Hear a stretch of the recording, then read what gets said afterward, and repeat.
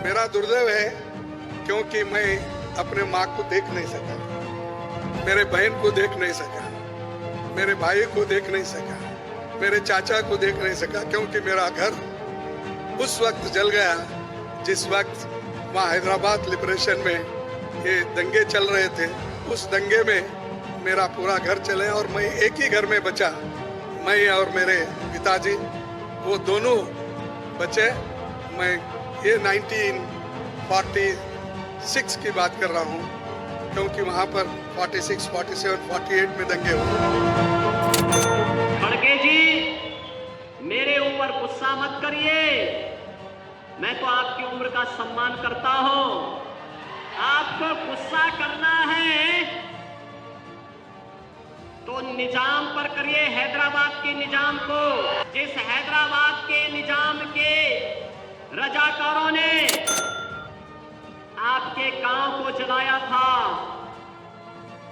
हिंदुओं की निर्मम हत्या की थी, आपकी पूज्य माता को, आपकी बहन को, आपके परिवार के सदस्यों को जलाया था, इस सच्चाई को देश और दुनिया के सामने रखिए कि जब भी पटेंगे तो इसी प्रकार से निर्ममता से पटेंगे।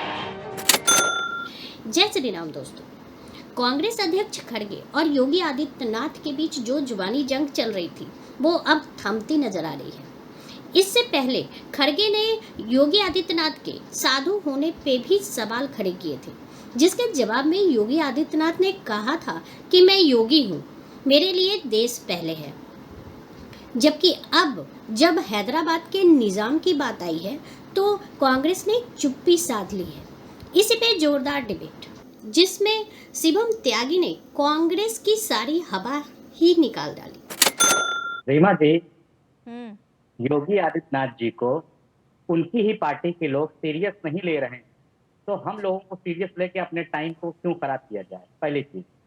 दूसरी बात मैं कहना चाहूंगा कि जिस तरीके से योगी आदित्यनाथ जी को दिल्ली की सरकार और भारतीय जनता पार्टी के वरिष्ठ नेता और गुजरात लॉबी उत्तर प्रदेश से हटाने का जो कार अंदर खाने कर रही है, तो उनका आपसी मसला है। वो खुद उत्तर प्रदेश के मुख्यमंत्री को अमित शाह जी, देश के प्रधानमंत्री जी नहीं चाहते कि वो रहें। कई बार आपके टीवी चैनल पर और पूरे देश के मीडिया के सामने ये चीजें आ चुकी है। 2-2 बार 3-3 बार इस तरह की मांगे उठी। बाकी ऑब्जर्वर भेजे गए कि उनको हटाया। कहां से किसने मांग उठाई? अच्छा ये बताइए, कोरोना काल के दौरान योगी आदित्यनाथ को हटाने के लिए जो प्रक्रिया चली थी, उसके बाद कौन सी प्रक्रिया? मैं सुन लीजिए मेरी बात को। संघ और भारतीय जनता पार्टी के वरिष्ठ नेता उत्तर प्रदेश तक आए और जाकर बाद में रिपोर्ट लगाई कि नहीं, संघ नहीं चाहता है कि योगी आदित्यनाथ जी को हटाया जाए। कहाँ है ये? कौन पब्लिक डोमेन में था या सोर्सेज के डोमेन में था या अरविंद केजरीवाल को जो आईबी की रिपोर्ट आती है उसमें आई थी ये बात? कहाँ पर मिली थी ये बात? मतलब ये सच्चाई कहाँ आई थी? नहीं, हमारे पास तक तो नहीं आई भाई। अब आपके पास कुछ खुफिया जानकारी आई होगी तो कहीं से तो आएगी ना, आईबी से आएगी या संघ वाले बताएंगे या बीजेपी वाले बताएंगे, कहीं ऐसी जगह से आई होगी। रीमा जी, आप पुराने यूट्यूब पर जाकर देखेंगे तो योगी आदित्यनाथ जी के बारे में डालिएगा कि उनको क्यों हटा रही थी भारतीय जनता पार्टी। तमाम मीडिया पूरे 2 माह केवल यही चला रही थी कि भारतीय जनता पार्टी के वरिष्ठ नेताओं में बड़ी बैठक हो रही है, आपसी मनमुटाव के कारण इनको हटाया जा रहा। तमाम हेडलाइन से भरा हुआ हटाया जा रहा है कोविड के समय, अभी तक तो नहीं हटे। तो वो जो यूट्यूब पर चलता था और व्हाट्सएप का ज्ञान था, अभी उसकी मालूम है आपकी क्या? मतलब मैं समझी नहीं। 3 साल पहले ये चर्चा चली, मतलब 2020 में जब कोविड का समय था, 20-21 में, उस वक्त हटाया जा रहा था। अभी 24 खत्म होने वाला है, अभी तक नहीं हटाया गया योगी आदित्यनाथ। अच्छा आप इस चीज को स्वीकार करती है ना कि उनको हटाने की चर्चा चल रही है? मैं तो कह ही रही हूँ, मेरे पास तक कोई खबर नहीं आ पाई। ऐसे मेरे इतने सॉलिड सोर्स नहीं है जो अंदर खाने की खबरें बता देते हो। मेरे नहीं है सोर्स, आपके होंगे शायद। सुन लीजिए, देश की जनता। अरे भाई, उसका खड़गे जी के दर्द से क्या संबंध है? योगी आदित्यनाथ को हटाया जा रहा था, नहीं हटाया जा रहा था? खड़गे जी के दर्द से उसका क्या मतलब है? रजाकारों से उसका क्या मतलब है? योगी आदित्यनाथ को हटाया जा रहा था, नहीं हटाया जा रहा था? मैं तो आपसे ये पूछ रही हूँ कि चुप्पी क्यों है रजाकारों के मामले पर? निजाम का नाम लेने से क्यों डर है? सिर्फ ये सवाल था मेरा। आप कहाँ कोविड के समय में पहुंच गए?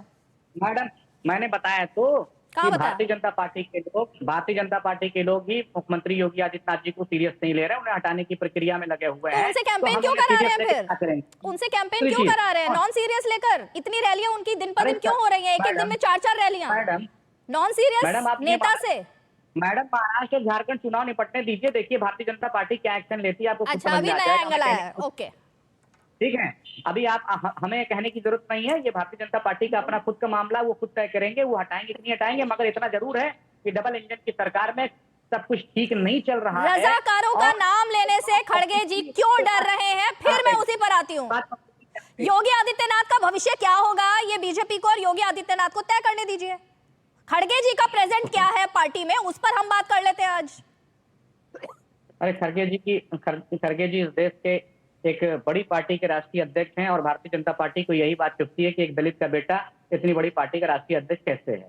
और बार बार खड़गे जी के ऊपर अटैक किया जाता है, एक दलित के ऊपर अटैक किया जाता है, एक दलित के बेटे के ऊपर अटैक किया जाता है। ये भारतीय जनता पार्टी की अपनी मानसिकता है। भारतीय जनता पार्टी की नजर में, उसकी आंखों में मुस्लिम और दलित और आदिवासी शुरू से चुभते आए हैं और इन्होंने हमेशा इनके मतलब खिलाफ सिर्फ तमाम मुस्लिम, तरीके- दलित और तमाम- आदिवासी, तीन ना? ओबीसी तो अच्छा लगता है उनको, बाकी सब अच्छे लगते हैं ना। राहुल गांधी तो कहते हैं ओबीसी भी उनको पसंद नहीं है, लेकिन अब आपने कह दिया दलित, आदिवासी और कौन तीसरा, कौन बताया? मुस्लिम। रीमा जी, मैं आपकी इस बयान का खंडन करता हूं कि जो अभी आपने कहा है, आप ये दिखा सकती हैं कि राहुल गांधी जी ने कब कहा कि उनको ओबीसी पसंद नहीं है? उनको नहीं, आपने इतना बीजेपी को। अभी आपने कहा, आपने मैंने खुद कहा अपने राहुल मुखर गांधी बिंदु तो पे कहते कहा हैं कि ओबीसी भी पसंद नहीं है, लेकिन आपने तीन ही नाम लिए, आदिवासी, दलित और मुस्लिम। अभी आप खुद कह रही हैं ये बात बैठ करके। अरे सर, डाइवर्ट मत करो ना बात को, आप अभी टॉपिक पर आओ। आप टीवी पर बैठकर झूठ मत फैलाइए। शिवम त्यागी भारतीय जी, जनता पार्टी योगी करेंगे। आदित्यनाथ ने जो बात बोली वो सिर्फ और सिर्फ क्या इसलिए बोली गई क्योंकि मल्लिकार्जुन खड़गे दलित है और दलित नेता का अपमान पार्टी करना चाहती थी, और दलित पार्टी का अध्यक्ष बन जाए किसी भी पार्टी का, वो आपसे बर्दाश्त नहीं होता?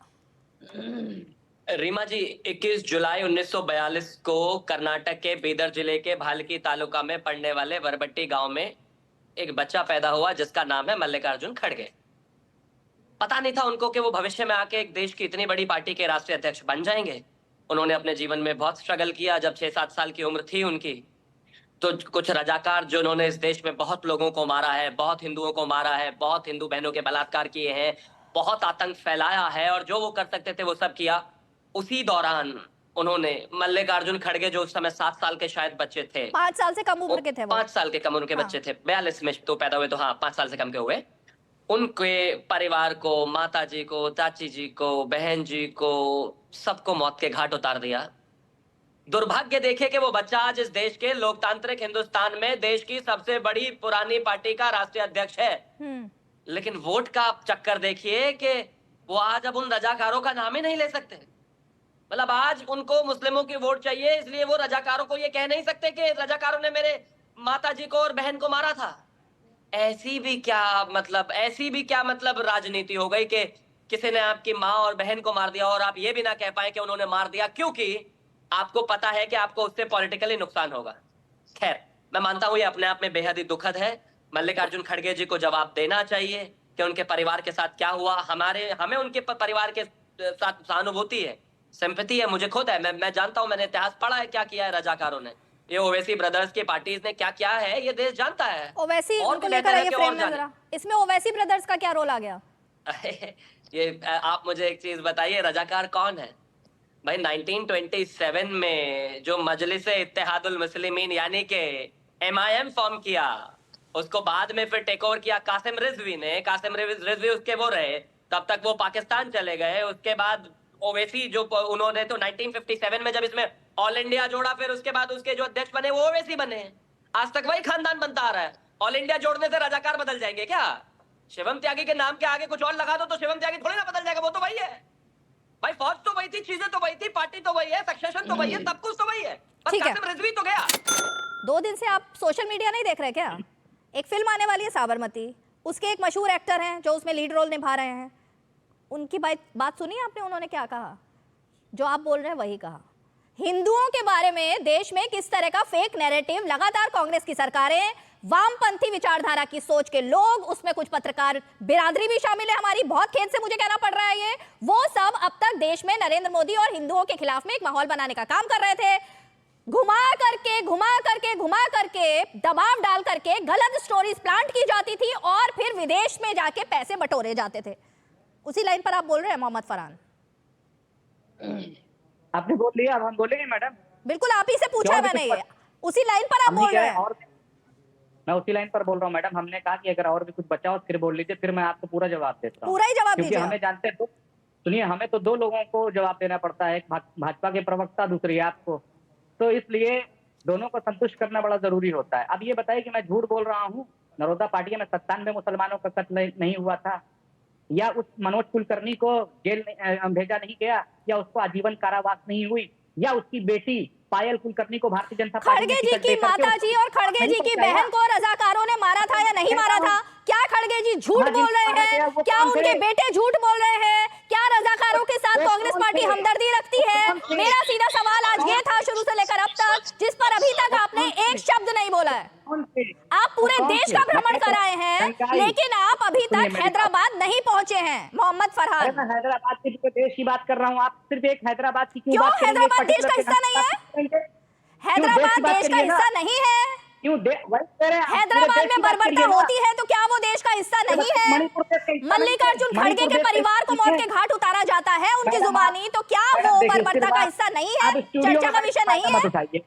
क्यों चर्चा नहीं होगी उस पर? आप बहराइच पर चर्चा करेंगे, आप नरोदा पटिया पे चर्चा करेंगे, आप पूरे देश पर चर्चा करेंगे, लेकिन हैदराबाद के निजाम पर चर्चा नहीं करेंगे। मणिपुर देश का हिस्सा नहीं है। क्या हमदर्दी है? क्या हमदर्दी है मोहम्मद फरहान? यही तो मेरा सीधा सवाल था जो आपने अभी तक नहीं दिया। मणिपुर मैं दे तो रहा हूँ मैडम, आप ले कहाँ रही हैं? रजाकार शब्द आपकी जुबान पर नहीं आया, निजाम आपकी जुबान पर नहीं आया, हैदराबाद की बर्बरता नहीं आई जुबान पर। ये तस्वीरें देखिए, इस आर्मी के बारे में बोलिए कुछ जरा। देखता हूँ आप इसको, इसके साथ साथ मणिपुर की भी आप दिखाइए ना तस्वीरें, क्यों नहीं दिखाती हैं आप? मणिपुर की भी दिखाइए तस्वीरें, गुजरात दंगे की भी तस्वीरें दिखाइए, फिरोजाबाद में जो दंगा हुआ उसकी तस्वीरें दिखाइए। हाँ, जितने दंगे हुए तस्वीरें दिखाइए ना, बस हैदराबाद की नहीं दिखानी, बस खड़गे जी का नाम नहीं आना चाहिए जुबान पर। बिल्कुल बिल्कुल दिखाइए। हम तो कहते हैं खड़गे जी पर चर्चा नहीं होनी चाहिए। इस डिबेट को लेकर आपकी क्या राय है हमें जरूर बताएं। हमारे साथ जुड़े रहने के लिए चैनल को लाइक एंड सब्सक्राइब करना ना भूलें। Thank you so much.